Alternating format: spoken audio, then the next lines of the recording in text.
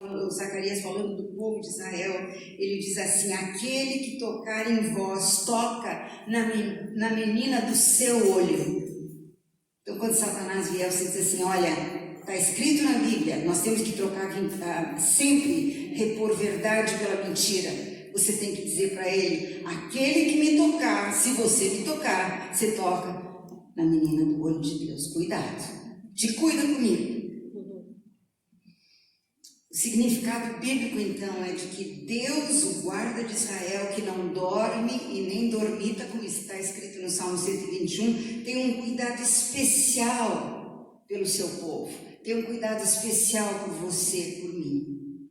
Você e eu, nós somos a menina dos seus olhos. Mas mesmo sendo amada, sou amada por ti, mesmo cantando tudo isso, sabendo quem eu sou, a gente não pode esquecer que nós ainda estamos aqui, né? E ontem de manhã nós vimos quanta mazela, quanta lágrima, não é verdade? Quanta coisa ainda está sangrando dentro da nossa alma, as feridas que estão abertas.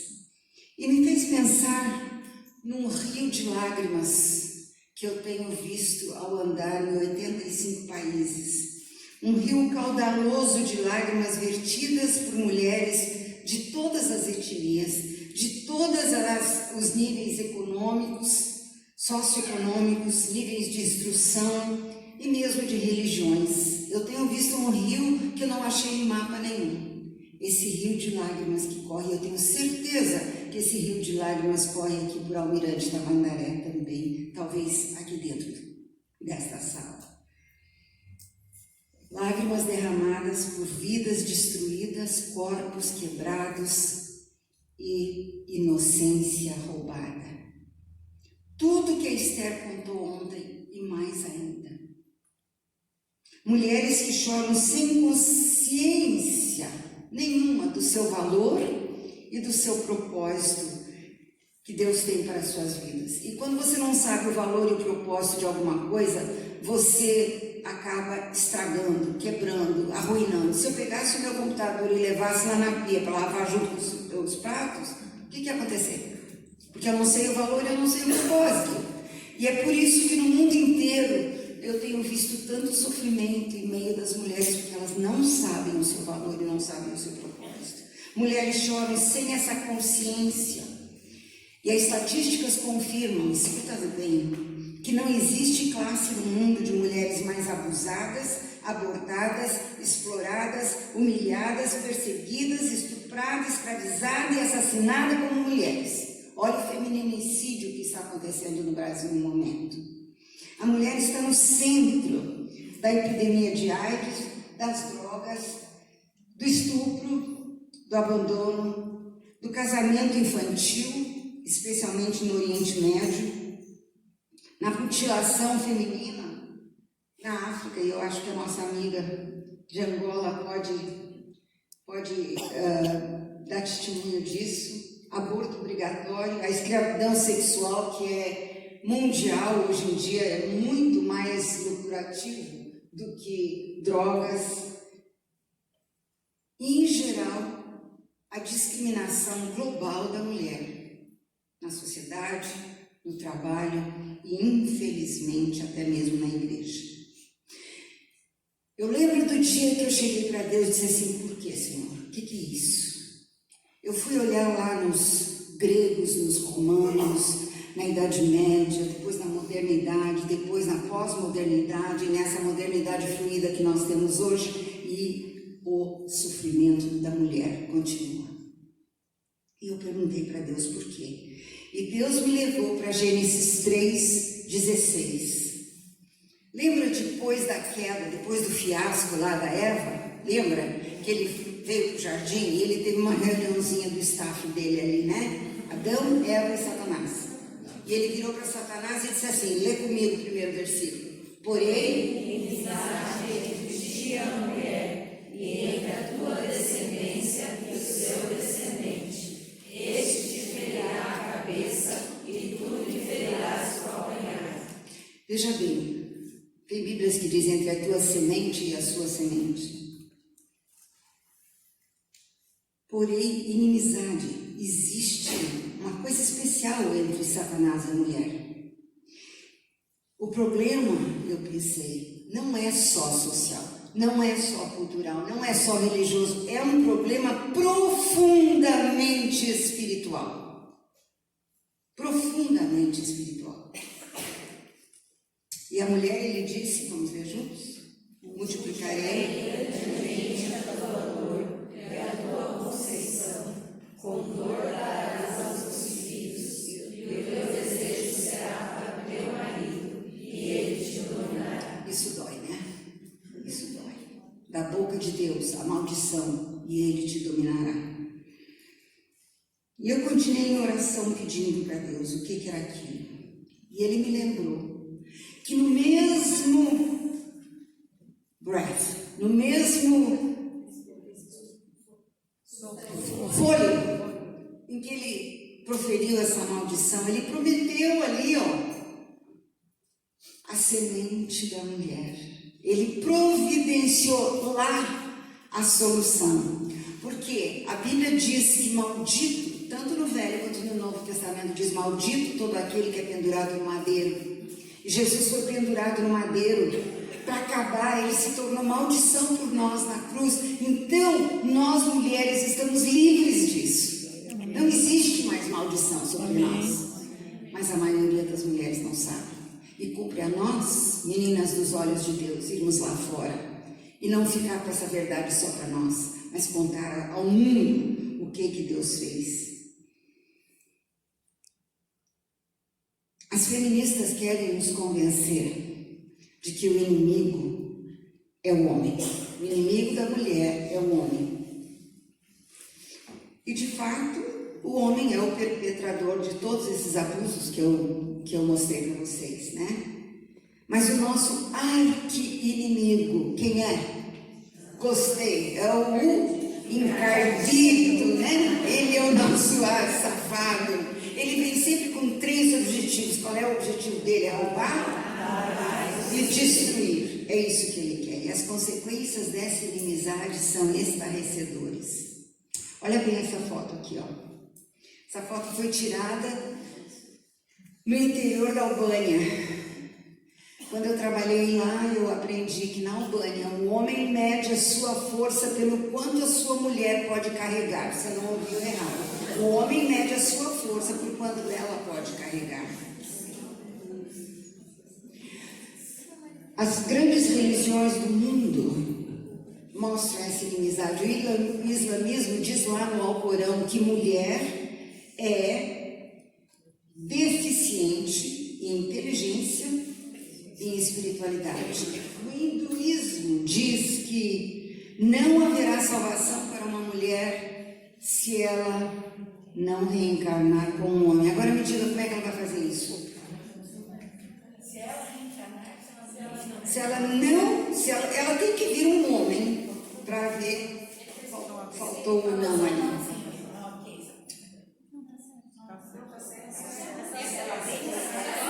Se ela não reencarnar como homem. Estamos prestando atenção. A questão é como é que ela vai fazer isso, né? O cristianismo, gente, é a única religião que dá o lugar que a mulher recebeu de Deus ao ser criada. Oh, Deus maravilhoso nosso!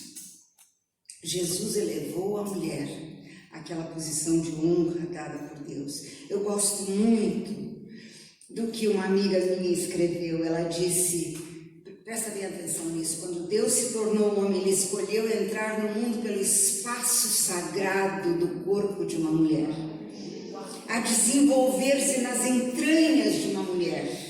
Deus escolheu beber de uma mulher, a ser embalado, carregado, cuidado por uma mulher. Esta é a verdade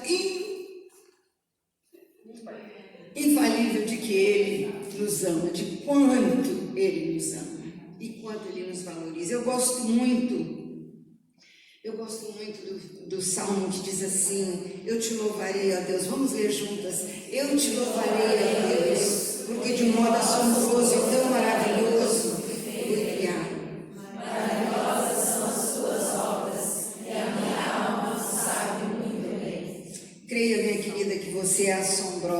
assombrosamente maravilhosa. Assombrosamente. Você é a menina dos olhos de Deus. E mesmo que você tenha crescido num lar com violência doméstica, vendo a sua mãe, as mulheres da família sendo desvalorizadas e abusadas, mesmo que a sua dignidade tenha sido rasgada e o seu corpo quebrado e o seu espírito sufocado pelo abuso, você pode levantar a cabeça e louvar a Deus pela obra libertadora de Cristo sobre Satanás em sua vida. Eu tenho visto mulheres se levantarem das cinzas como monumentos da glória de Deus, proclamando a glória de Deus das cinzas. Pena que eu não tenho tempo de contar para vocês tudo.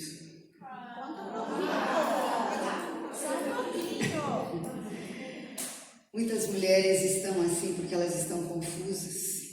E essa é a mensagem que Deus deu para dar para vocês. Confusas sobre a sua feminilidade. Eu quero falar sobre feminilidade um pouquinho. Feminilidade é algo santo, é algo lindo, é uma obra de arte criada intencionalmente pelo nosso soberano Deus. E muitas mulheres têm problema com isso, por causa do que nós ouvimos, por causa do que elas entendem que o mundo, como o mundo as vê, como inferiores. Não é só uma mulher. Está dirigindo, dá um erro lá, como uma coisa que homem não erra no trânsito. Ah, mulher. Não? Nós vivemos dias perigosos onde a ideologia do gênero vem confundindo as nossas crianças e os nossos jovens desde muito cedo. Vocês que têm filho pequeno, Deus abençoe você a ser aquela mãe que planta o que é verdadeiro na mente do seu filho. Amém. Porque o mundo lá fora está a fim de destruir. Eu aconselhei uma mãe sofrendo muito, há pouco tempo atrás, no Rio Grande do Sul, porque a filha universitária dela chegou em casa e disse: por favor, não me chamem mais de Júlia, porque agora eu sou Júlio. E eles descobriram que ela já havia marcado a operação para mutilar-se, tirar os seios, que é o símbolo da sua feminilidade. Menina criada na igreja, gente. Mas ela deu ouvidos à grande mentira de Satanás. Eu nem vou pedir para vocês abrirem a Bíblia, porque eu já escrevi aqui. Vamos então ir lá no começo e ver qual era o plano original de Deus em Gênesis 1. Ali nós temos um relato bem genérico. Diz: Deus criou a mulher à sua imagem e semelhança e ordenou: crescei, multiplicar e dominai a terra. Essa é o primeiro relato. O segundo relato é em Gênesis 2, é um relato mais detalhado, e lá diz assim: não é bom. Deus olhou e viu: Adão está só. Não é bom que o homem esteja só. Far-lhe-ei uma auxiliadora que lhe seja idônea. No original em hebraico diz: far-lhe-ei uma Ezer Kinegdo. Quando eu aprendi isso, fazem 15 anos atrás eu aprendi esse princípio, e foi um divisor de águas na minha vida. Far-lhe-ei uma Ezer Kinegdo, o que foi traduzido como auxiliadora idônea. Ezer é um título que Deus deu à mulher. Historicamente, essa palavra Ezer Kinegdo tem sido interpretada como a mulher sendo auxiliadora, assistente pessoal do homem, a esposa, a mãe de seus filhos, a que lava, passa, cozinha, limpa, gerencia a casa. E é isso que nós somos, né? As casadas não têm lá. As casadas têm tudo isso, as solteiras não têm o marido, mas ela ainda gerencia a sua casa, não é verdade? Mas tudo isso são as nossas funções, não é a nossa essência, não é a verdadeira identidade que Deus nos deu como membro do sexo feminino. Porque pensa bem, se essa fosse a nossa definição, como é que fica 60% das mulheres do mundo? As que não são casadas, as solteiras, as viúvas, as divorciadas, as abandonadas e as meninas que não casaram ainda. Como é que fica? 60%. Então, elas não teriam uma definição por Deus? O que elas seriam? Ezer, vamos Vamos dar uma olhadinha nessa palavra. Estudando vários comentários, eu vi que o título bíblico dado a Deus, a mulher de Ézer, é usado 21 vezes no Velho Testamento. E sempre um ser superior auxiliando um inferior. Cuidado, eu não vou dizer que mulher é superior ao homem, presta bem atenção no que eu estou dizendo. Sempre Deus, ou um ser superior, auxiliando um inferior. 3 vezes o povo de Israel, o exército de Israel, vai pedir Ézer para aliá-los. E 17 vezes se refere a Deus como Ézer, socorrendo e ajudando o seu povo. Aquele maravilhoso Salmo 121 que diz assim: eleva os meus olhos para os montes, de onde me virá o socorro? O meu Ézer vem do Senhor, que fez o céu e a terra. Veja bem, Ézer era um nome masculino no Velho Testamento. Abinézer, Ebenezer, né? Eliezer e simplesmente Ézer. Você acha um monte desses nomes lá em Juízes, especialmente. Judeu algum, imagina, daria um nome masculino para sua filha. Porque ele orava todas as manhãs: eu te agradeço, Senhor, que eu não sou um gentil, que eu não sou um animal, que eu não sou uma mulher. Mas Deus deu o nome Ézer para a mulher, como um título, um nome que significa força e honra, nunca fraqueza, inferioridade e vergonha. A interpretação errônea de Ézer, chamando-a de auxiliadora, conota, sim, subserviência, um ser inferior, fraco, incapaz de tomar decisões. Não só Ézer, mas Ézer Quinegdo, a outra metade. É isso que significa Quinegdo, a outra metade do todo que está faltando, literalmente vis-à-vis, frente a frente, como o Polo Norte e o Polo Sul. Isso é importante notar que são 2 partes iguais em tamanho e poder, e ainda que diferentes em sua origem e em sua função. Deus não disse: far-lhe-ei uma companheira para o completar, disse. Não está escrito isso na Bíblia. Mas quanta pregação você já ouviu que a mulher foi feita para completar o homem? Deus não disse. Por quê? Deus não faz nada incompleto. Adão era um homem totalmente completo. Ele tinha tudo necessário. Ele tinha vontade, emoções, criatividade. Ele era possuidor de uma razão, ele era capaz de discernir coisas e fazer decisões, ele era completo. Mas Deus criou a companheira para o complementar, porque ele tinha uma função para os dois, que era crescer e dominar a terra. Podiam se multiplicar um sozinho? Não. Deus planejou que nós trabalhássemos juntos. Juntos eles eram para compartilhar em tudo. Eles eram ambos criados com o mesmo valor, o mesmo propósito. Eles eram para formar uma santa aliança. Não uma santa competição. Por que tem tanto divórcio hoje em dia? Eu conversei com uma fotógrafa esses dias, que ela disse: Maria, eu estou assustada, eu faço as fotos do casamento, quando eu vou entregar as fotos, eles já estão separados.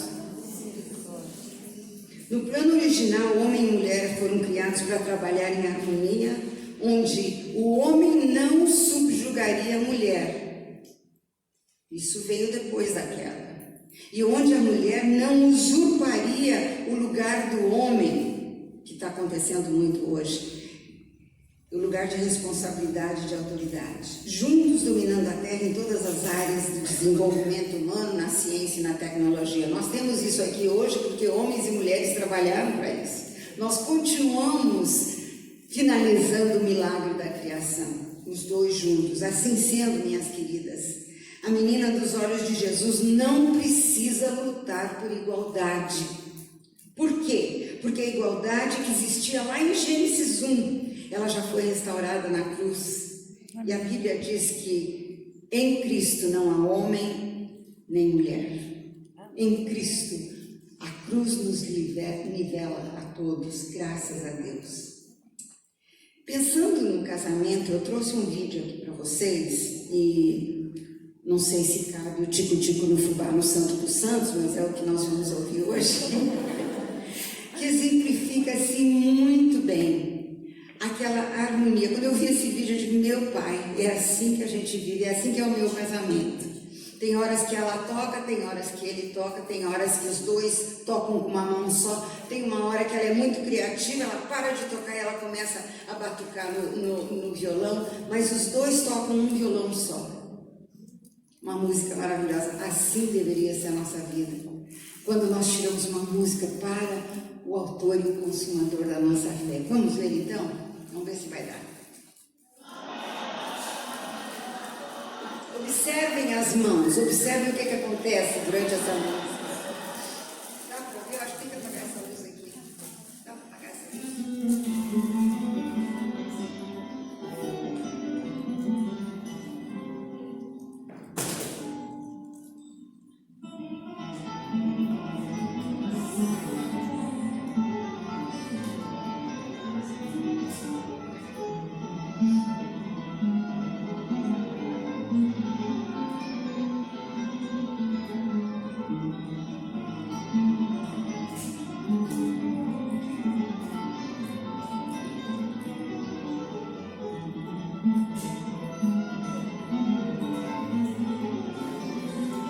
Imagina o violão ser da tua família, ser da tua casa.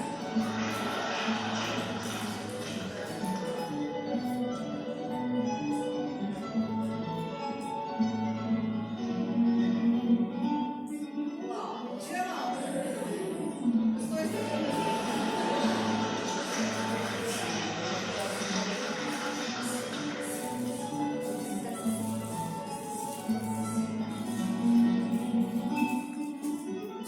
É uma mulherzinha.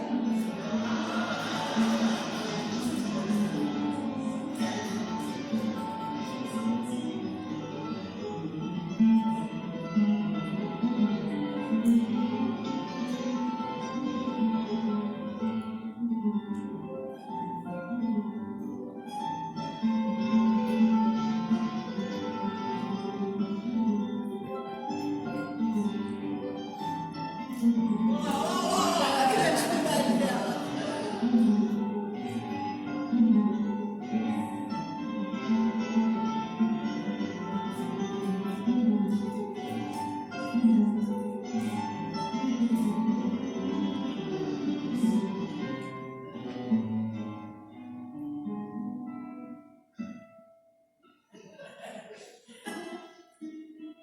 Olha lá, batucando.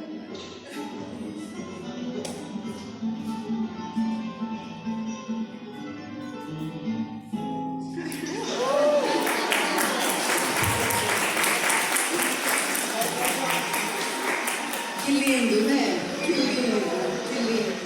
Então, quem é a menina dos olhos de Jesus? Ela é Esa, guerreira, ela é Quinecto, companheira, parceira do homem no milagre da criação. Eu creio que Deus a chamou de Esa porque Ele sabia que ela teria muitas batalhas. Ela é guerreira porque ela tem que estar sempre lutando com o inimigo. Por exemplo, nós somos bombardeadas por uma mídia e pelos valores da sociedade. Uma coisinha só, que beleza exterior, por exemplo, é mais importante do que beleza interior. Quando você vê na televisão, quando você vê nas revistas, revista para mulher, é isso que dá impressão, não é verdade? Mas a Bíblia diz que a beleza é enganosa e a formosura é passageira, mas a mulher que teme ao Senhor, essa será elogiada. Dá uma olhada nisso aqui. Olha só, toda plástica, toda malhação, todo dinheiro gasto não consegue deter a velhice. Eu que o digo. Cabelo cai, as rugas chegam para ficar, o corpo sofre um deslocamento geral para o Polo Sul, né? E a idade, gente, não poupa ninguém. A menina dos olhos de Jesus, ela sabe que o seu corpo é frágil e que é só embalagem, que ela tem que se preocupar com o conteúdo. mas que o seu corpo é um templo. A Bíblia diz que o nosso corpo é um templo. Não é só uma igrejinha, não, é um templo do Espírito Santo. Jesus vem morar dentro da onde? Do nosso coração. Ele está conosco. Então, quando nós vamos, aonde nós vamos, nós somos portadoras da glória de Deus e de Jesus Cristo. Dentro desse contexto, eu senti, e aqui vem o bisturi, que eu devo tocar num assunto que a menina dos olhos de Jesus precisa ser alerta, é a santidade do seu corpo. Ao criar o homem e a mulher, Deus lhe deu um presente maravilhoso, chamado o desejo sexual. Uma coisa muito linda que é para ser desfrutada dentro das paredes do casamento, apenas. No homem, esse desejo é despertado pelos olhos, né? Por isso que ele é o fogão a gás, quando nós somos o fogão elétrico, né? Demora para acender. Eles são assim, né? O desejo é despertado pelos olhos. Agora, veja bem o que o homem Jesus, o homem Deus, falou. Ele era totalmente Deus, totalmente homem. Veja o que ele falou em Mateus 5:28. Mas eu lhes digo, qualquer que olhar para uma mulher para desejá-la, já cometeu adultério com quem? Com ela, no seu coração. Eu lembro do dia que eu li isso aqui e eu comecei a tremer nas bases. Porque eu pensei, a última coisa que eu posso passar na minha cabeça é trair o Edmundo. Jamais. Eu não posso nem imaginar olhar para um homem com desejo, porque... Mas se eu me vestir de uma maneira que vai excitar aquele homem, sou eu que estou sendo a adúltera. Agora, Maria, por favor, né? Os homens que se cuidem. A culpa é deles. Tem razão. A culpa é deles. O homem cristão, ele tem uma coisa melhor do que o homem normal, porque ele tem aquela capacidade de trazer todo o pensamento cativo ao senhorio do Senhor. Lutero falou que o pecado é assim, é que nem pomba voando em cima da nossa cabeça. A gente pode deixar voar, mas fazer ninho não pode, né? Meu marido aqui disse que a maioria dos homens, inclusive na igreja, eles vivem assim, ó, espantando. Então vamos voltar para isso. Olha a nossa responsabilidade. É um problema do homem e nós vamos isolar esse problema. Vamos pensar em nós agora. É a nossa responsabilidade. Se a minha roupa agarrada, decotada, transparente, sexy, para chamar atenção, faz com que os homens ao meu redor pequem, como é que fica a minha consciência diante de Deus, sabendo o que Jesus falou? Tem partes do meu corpo que são exclusividade para os olhos do meu marido. Eu não estou falando isso porque eu tenho 74 anos. Eu já falava isso muitos anos quando eu era jovem. Mas você pode dizer, né? Pô, Marli, essa hoje em dia não se liga mais para isso. Eu acho que a palavra de Deus, ela nunca muda, né? A palavra de Deus não muda. Você pode dizer também, Marli, Deus não nos criou com roupa.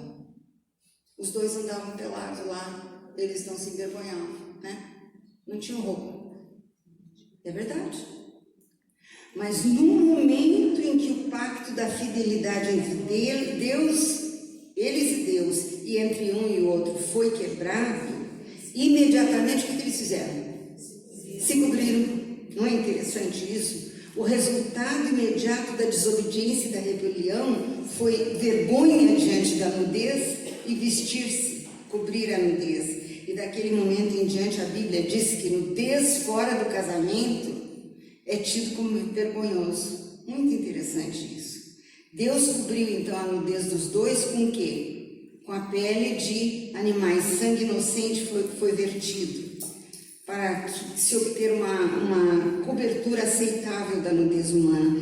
A semente da mulher, Cristo Jesus, ele veio para libertar e salvar a humanidade. Como é que ele fez isso? Através do seu sangue. Sangue inocente foi vertido. E tem mais, quando Jesus foi pendurado lá naquela cruz, os soldados o deixaram nu. E foi ali que a nossa culpa e a nossa vergonha foram trocadas pela sua inocência e pela sua santidade. Olha o preço de sangue. Agora veja que lindo, tomando sobre si a nudez da raça humana, Jesus cancela o pecado de Adão e Eva e nos reveste do quê? Do manto de justiça, diz a Bíblia, um manto que cobre tudo, né? Um manto real. Essa é a moda do filho. Não quero que vocês andem cobertos, ela boa, mas essa, na verdade, é a moda da filha do Rei dos Reis. Deixa eu lhe dar um exemplo. Eu fui criada num colégio britânico, então eu tenho uma conhece, né? Já sabe quem ela era artista de televisão americana e tal, e veja bem, um dia ela encontrou com o príncipe. E antes, no momento que ela encontrou com o príncipe, de mulher vulgar e sexy, né? Olha aí, tem pouca fazenda aí, né? Tem pouco tecido, Mas a gente entendeu. Entendeu? Tem pouco tecido. No momento que ela se tornou a noiva do príncipe, ela teve uma transformação radical. O seu status financeiro, a sua área de influência, tudo mudou. Mas uma coisa que mudou assim, radicalmente, é a maneira como ela se veste. E o vestido dela foi aplaudido no mundo inteiro. E olha o vestido dela, onde é que vem. Tem coisas aí que ela mostra, mas, né? É uma elegância só. Uma elegância só. Uma elegância só. Veja bem. Por quê? Porque ela é realeza. Se tornou realeza. E realeza se veste com dignidade, como princesa, valorizada e não vulgarizada. Veja só a elegância. Assim também as vestes da mulher, da menina dos olhos de Jesus, jamais sugerirão sexo, vulgaridade, dinheiro, mas sim o quê? Pureza, beleza, elegância, humildade e modéstia. Modéstia é uma palavra que nem para as nossas jovens parece que é grego para elas, né? Eu gostei muito do que eu vi aqui nesse como é que chama isso? Banner. O banner. Tem uma coroazinha em cima, não tem? Em Isaías diz assim, olha, serás uma coroa de glória na mão do Senhor, um diadema real na mão do teu Deus. Isso é o que nós somos, coroa real, nós somos realeza, nós somos filhas do Rei dos Reis e, portanto, nós temos que nos comportar como tal, né? Jamais vamos esquecer que a beleza que mais impressiona o Senhor é a beleza do coração e do caráter. Eu vou ter que correr aqui porque o relógio está me vencendo. Pode ir, deixa eu almoçar. A mulher é vestida de força e garra como Ézer, mas também de dignidade, honradez, modéstia, elegância e princesa de menina dos olhos de Deus. Eu gosto muito disso aqui, porque tem dias que a gente não se sente princesa, né? Tem dias que a gente não se sente realeza. Mas lê comigo o que está escrito ali, olha. Nos dias mais bem altos. Sem valor e desprezada, eu lembro quem é o meu pai. Logo direito minha coroa. Gente, vamos endireitar nossa coroa, né? Vamos endireitar nossa coroa. Naquele dia ruim, é hora de endireitar a coroa. Agora, rapidamente, eu quero falar daquelas 3 estratégias Agora que nós já sabemos quem nós somos, né? Não só quem nós somos lá dentro, mas o que nós representamos, a realeza do Senhor, nós vamos falar de 3 coisas. E a primeira é obediência. O apóstolo Paulo, quando ele estava na frente do rei Agripa, ele disse assim, pelo que, ó rei Agripa, eu não fui desobediente à visão celestial, lá em Atos 26, 12. Na minha casa eu recebi muito amor.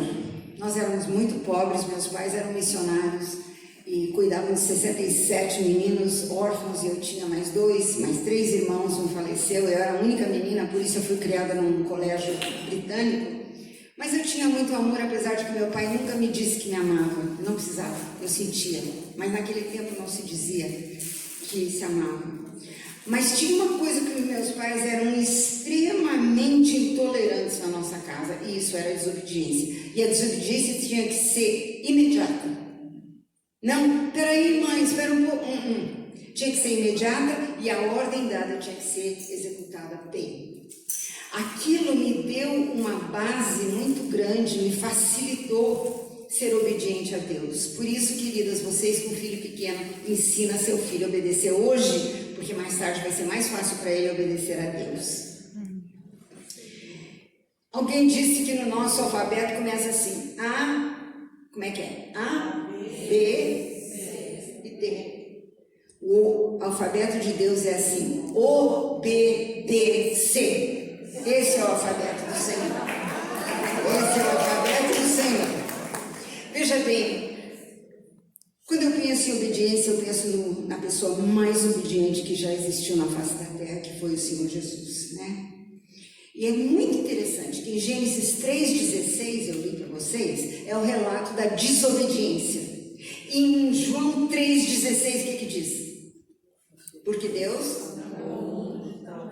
que deu o seu Filho unigênito para que todo aquele que nele crê não pereça, tenha a vida eterna. Deus amou, deu, Jesus, Deus, obedeceu. É interessante isso? Porque amor e obediência estão muito, muito ligados. Se eu sei que Deus é o meu Pai, bom Pai, e que Ele tem o melhor para mim, e se eu o amo tanto, eu vou obedecer o que Ele fala na sua palavra. Eu não vou obedecer o que a moda diz, eu não vou obedecer o que a sociedade fala sobre a minha igualdade. Não vou obedecer, eu vou obedecer o que está escrito na Bíblia. Se nós vemos Deus assim, nós vamos obedecer os seus mandamentos. Simples assim. Depois de 35 anos fora do Brasil, eu voltei e eu ouço aqui uma coisa muito interessante, se fala muito dos sonhos de Deus. E é bonito, é bem poético isso, né? Mas eu andei procurando na Bíblia, eu não achei em nenhum lugar essa expressão. Eu achei os planos de Deus, a vontade de Deus, mas não os sonhos de Deus. Muito interessante isso.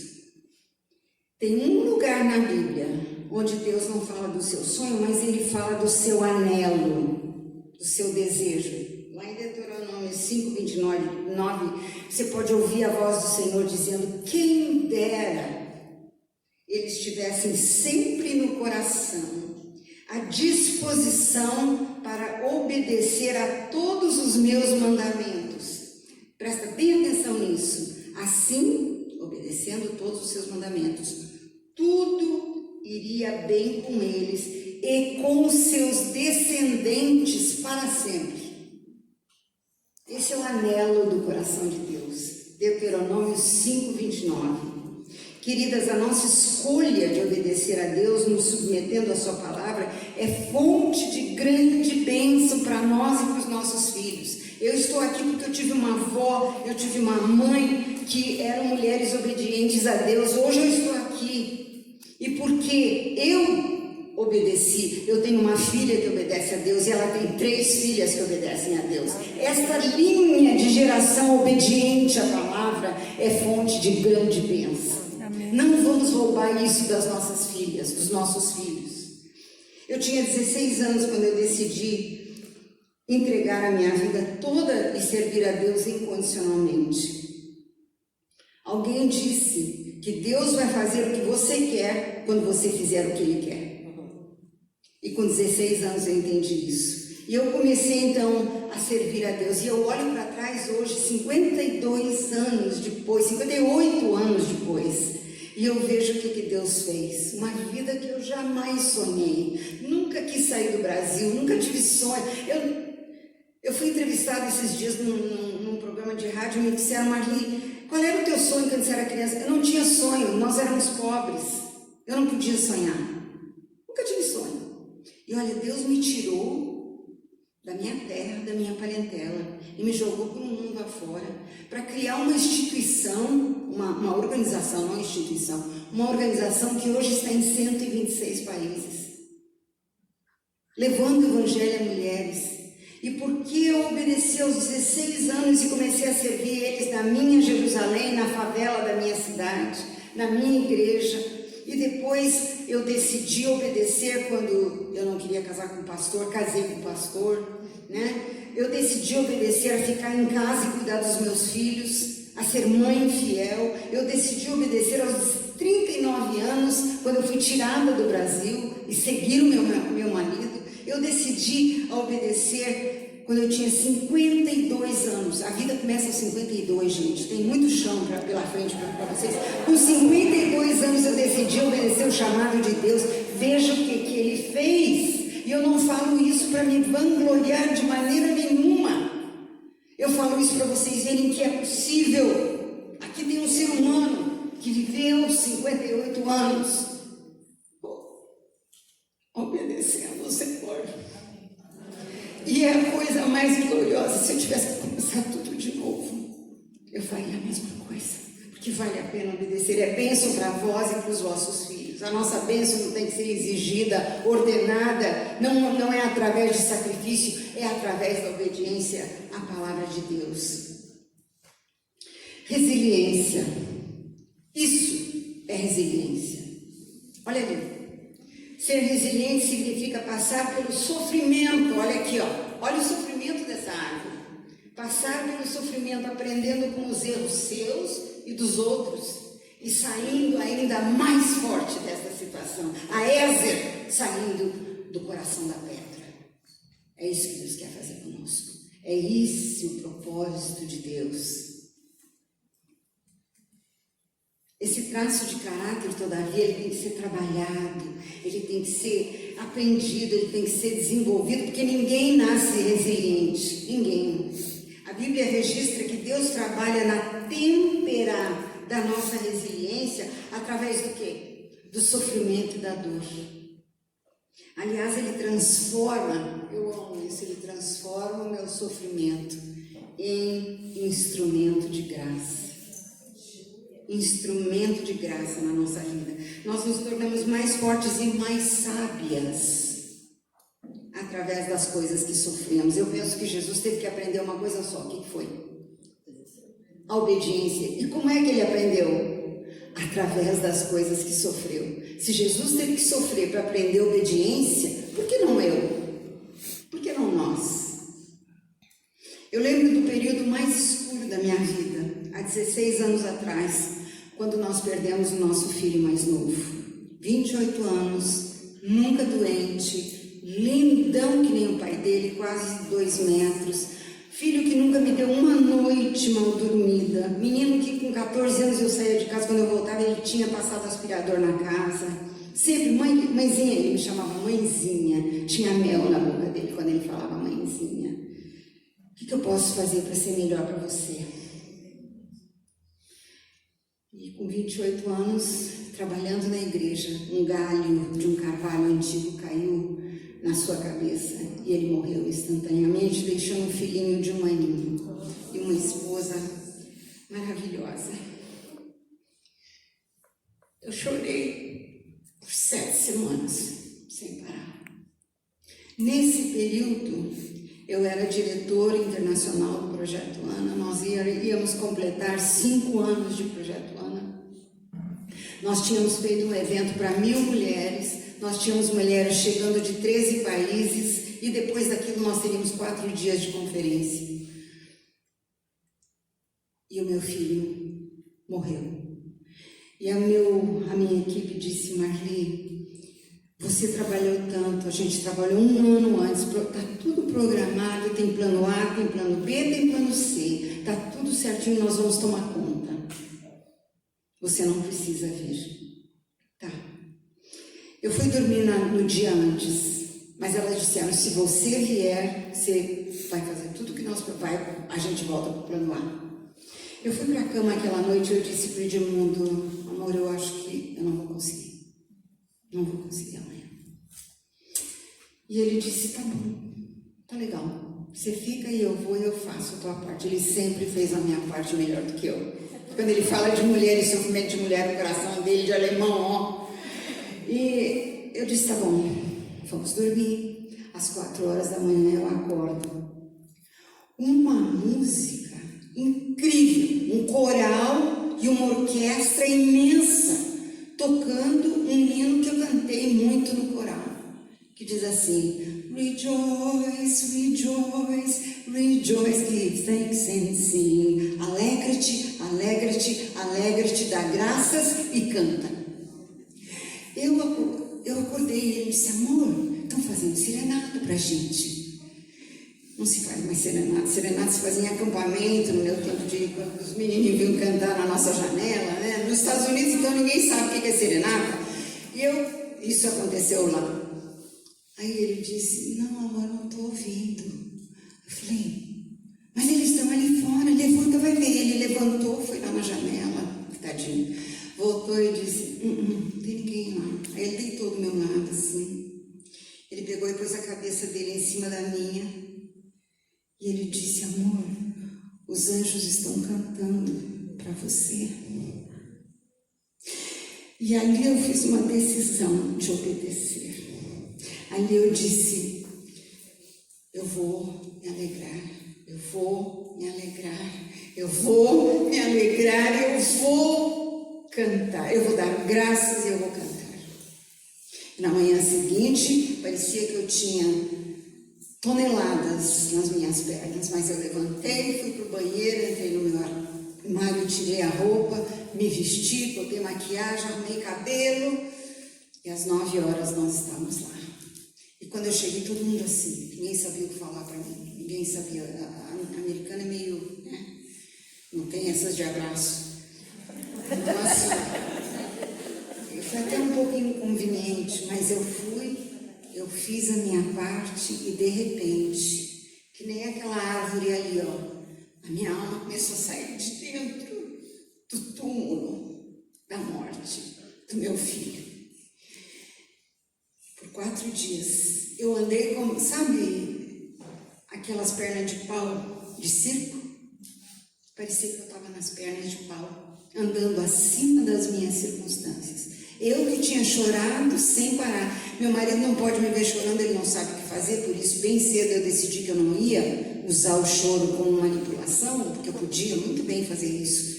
Eu entrava então no carro, e eu ficava rodando e gritando dentro do carro. Ontem, quando ela falou dirigir chorando, eu sou especialista nisso. Eu gritava dentro do carro.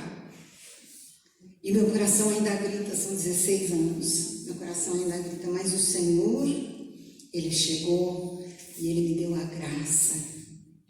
graça de resistir. Queridas, eu vou parar aqui.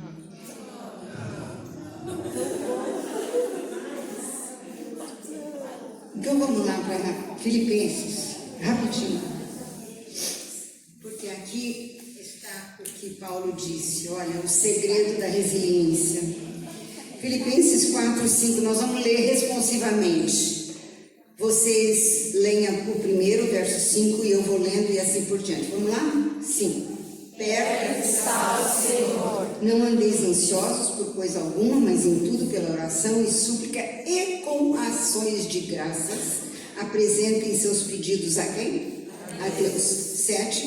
E a paz de Deus, que excede todo entendimento, guardará os seus corações e as suas mentes em Cristo Jesus.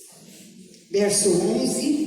Não estou dizendo isso porque esteja necessitado, pois aprendi a adaptar-me em toda e qualquer situação.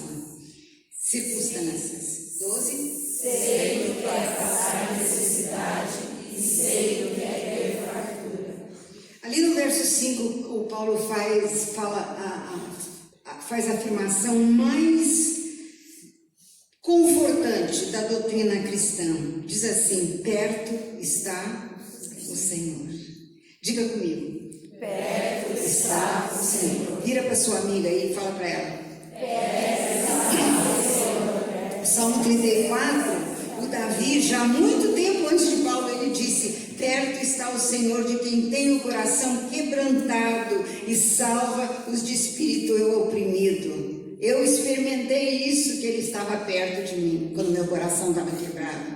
E que conforto para você que veio aqui com o coração quebrantado e o espírito oprimido, que você vai voltar para casa, para aquela situação terrível. Saiba, leva isso com você, perto está o Senhor. E quando Ele está perto, nós estamos seguras, gente. Se Jesus está perto, não há mesmo por que andar ansioso. E o Paulo diz lá em Filipenses 4, logo depois ele diz: não andeis ansiosos por coisa alguma. Nenhuma tragédia, nenhum problema moral ou financeiro, nenhuma traição, nenhuma doença, nenhuma mudança na nossa vida e nos nossos relacionamentos. Nada pode tirar o Senhor de perto de nós. Nada. Não andeis ansiosos, mas em tudo, através da oração, que ouvimos tanto sobre isso aqui, e das súplicas. Não é só uma oraçãozinha, não, é súplica, é exigir, não exigir, é se manter, perseverar em oração. E com ações de graças, apresentem os seus pedidos. Queridas, a nossa resiliência é fortalecida quando nós carregamos os nossos problemas direto para a sala do trono de Deus, não para a vizinha, não para o telefone, mas para a sala de Deus, por fé e agradecendo de antemão a resposta, porque a resposta vem, ela pode ser sim, ela pode ser não, ela pode ser o quê? Espere. Toda menina dos olhos de Jesus, ela precisa cultivar o hábito de dizer não à ansiedade. Esse verso Paulo escreveu aonde? Ele estava onde? No calabouço. No calabouço. Injustamente. E ele disse: não andeis ansiosos por coisa alguma. Porque, e ali eu tenho o verso 11, eu aprendi a adaptar-me. Esse é o segredo. Nós temos que aprender a nos adaptar com aquilo que vem à nossa frente. Toda menina dos olhos de Jesus, ela opta por aprender a se adaptar a toda situação. Eu não posso, eu sou assim mesmo. Não tem essa. Ela precisa fazer diariamente essa escolha. Tem só uma escolha. Ou obedece, ou se adapta, ou se rebela. As três coisas não pode, uma coisa ou outra. E a cada vez que ela obedece, ela aceita, ela se adapta, sem rebeldia, sem desobediência, ela cresce. Ela cresce na graça, ela cresce na fé, ela cresce na resiliência. Quem é a menina dos olhos de Jesus? Ela é uma mulher obediente, ela é uma mulher confiante, ela é uma mulher resiliente, que se nega a sucumbir à ansiedade e que toma diariamente a decisão de adaptar-se a toda e qualquer situação. O mulherão. Foi o que a Graça fez, foi o que a Tatá fez. Depois ele diz uma coisa que eu acho ainda mais linda. Lê comigo, por favor. Aprendi a ser de viver contente em toda e qualquer situação, seja bem alimentado, seja com fome, tendo muito ou passando necessidade. Tudo posso em Cristo que me fortalece. É um segredo aprender a viver contente. E o contentamento, gente, é tão importante. Nós vivemos numa sociedade de consumo, onde as pessoas são estimuladas a viver o quê? Descontentes. Na verdade, todo mundo já nasce descontente. Qual é a primeira coisa que a gente faz? Chorar. Nasce reclamando, né? A Esther falou do veneno da comparação ontem, como ela é ácida, como ela corrói a comparação, mas isso já vem lá do Éden. Veja bem, Adão e Eva estavam no melhor lugar do mundo, eles tinham tudo do bom e do melhor, não tinha ninguém para eles se comparar, não tinha mulher mais bonita que Eva, não tinha homem mais musculoso que Adão, não tinha família melhor para comparar com a deles, nada, mas tinha uma coisa que eles não tinham, e eles estavam descontentes, eles não tinham a glória de Deus, ficaram descontentes. E o resultado do descontentamento é essa miséria que nós falamos aqui hoje, né? Não me entendam mal, contentar-se não significa ser acomodada. Sonhar é muito bom, nós precisamos sonhar. É saudável, é legítimo. Lá no Salmo 84 diz: o Senhor da graça e glória, Ele não nega bem nenhum aos que o amam. A bênção material não é o resultado da exigência, nem da penitência, nem do sacrifício, mas é o resultado da obediência e o compromisso com a palavra de Deus e a vontade soberana de Deus. Paulo escreveu: de fato, a piedade com contentamento de grande fonte de lucro, pois nada trouxemos para esse mundo e nada vamos levar. Nós temos que abraçar o princípio, queridas, que o nosso contentamento não está relacionado aos bens materiais. Só para vocês verem, aqui está o meu filho amado, em que eu me comprazo. Esse foi o menino que Deus levou. E essa foto dele me carregando no colo, que ele fazia muito, foi tirada uns poucos dias antes dele falecer. Não, poucos meses antes.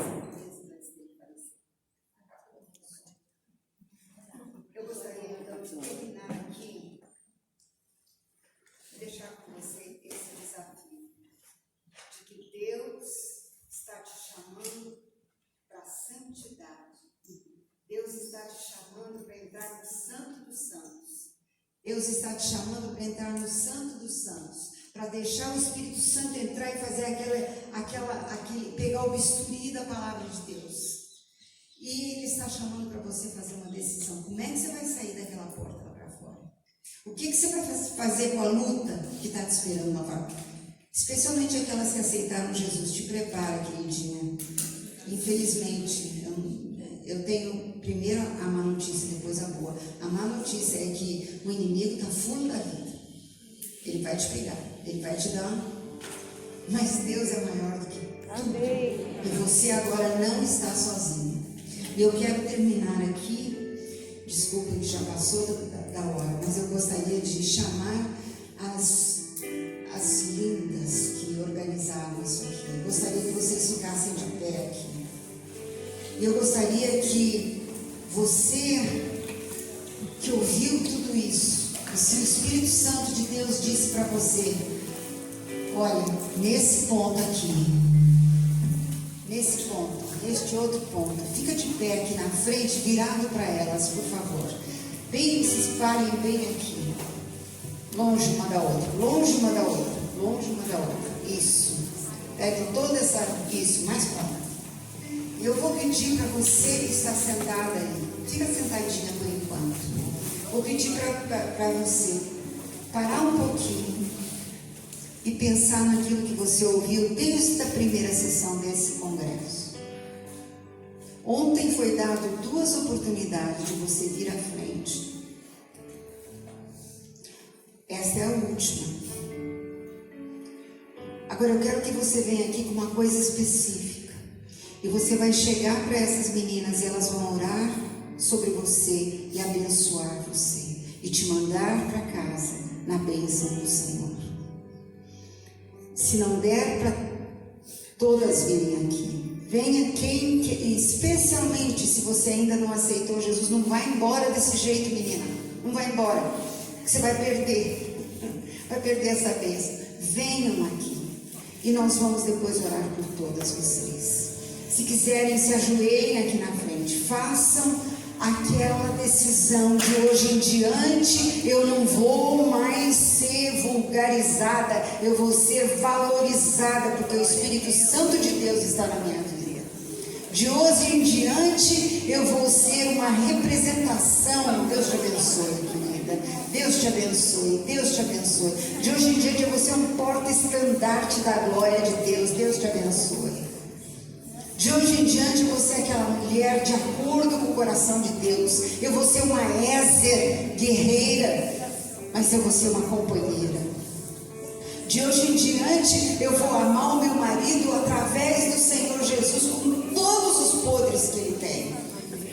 Porque eu ouvi da graça, eu ouvi da Tatá que vale a pena. Porque o Espírito Santo delas é o mesmo meu Espírito Santo. Glória a Deus.